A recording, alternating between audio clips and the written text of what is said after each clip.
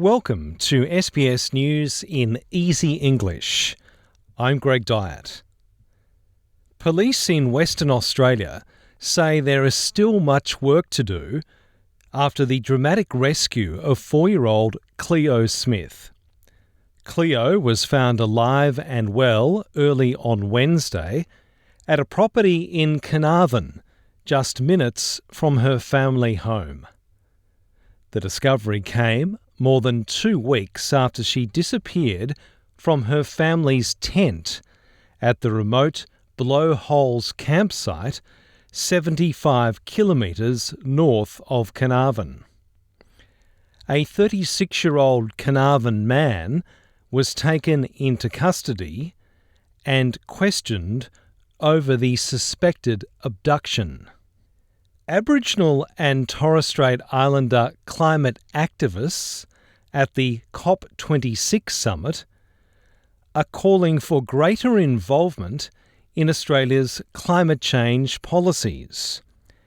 Several Indigenous leaders have travelled to Glasgow to ensure the voices of original custodians of the land are heard.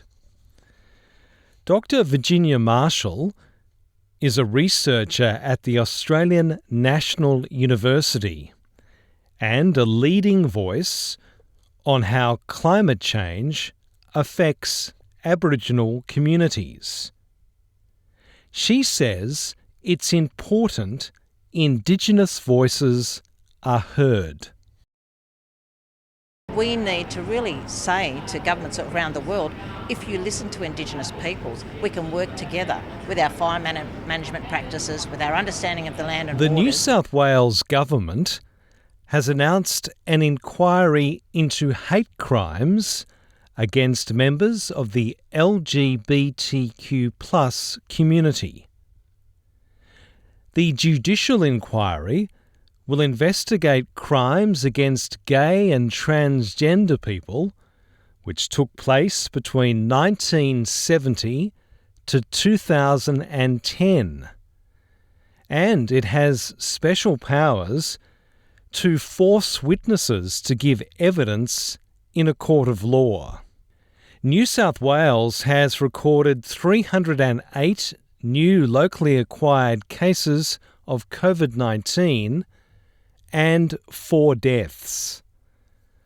Premier Dominic Perrottet warns case numbers and hospitalisations will likely increase with the further easing of restrictions in the next week. Mr. Perrottet has declined to reveal what the latest modelling says, maintaining the state's post-lockdown opening up would go ahead on the back of high vaccination rates. Victoria has recorded 1,247 new COVID-19 cases and another 9 deaths. There are 660 Victorians in hospital, 114 are in intensive care, and 78 are on ventilators. Under Victoria's plan, almost all restrictions will end for fully vaccinated people when 90% of those aged 12 and over are fully vaccinated. That is forecast to occur about November 24. And Queensland has recorded 3 locally acquired cases.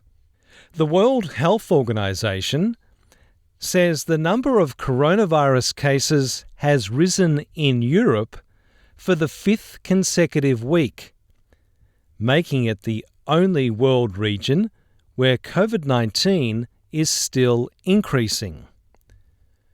The UN Health Agency says new cases jumped 6% in Europe compared to an 18% increase the previous week. Heather Papowitz from the WHO says Romania now has one of the worst COVID-19 death rates in the European Union. We just visited a hospital, the emergency department full of patients full of COVID. It was pretty dramatic. And that would put this at a very high level. I'm Greg Diet, and this is SBS News in Easy English.